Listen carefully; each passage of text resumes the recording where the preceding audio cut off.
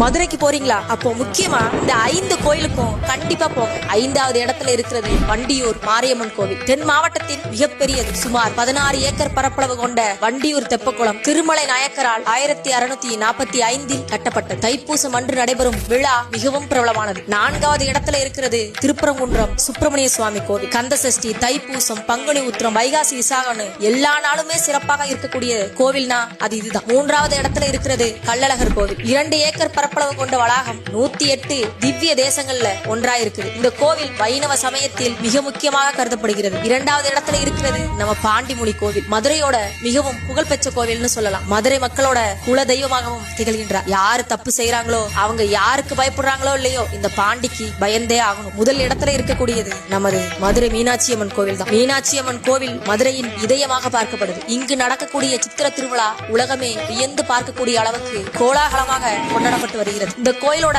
விரிவான கதைகள் வேணும்னா மீனாட்சின்னு கமெண்ட் பண்ணுங்க. இது போன்ற நல்ல கதைகளுக்கு நம்ம சேனலை மறக்காம சப்ஸ்கிரைப் பண்ணிக்கோங்க.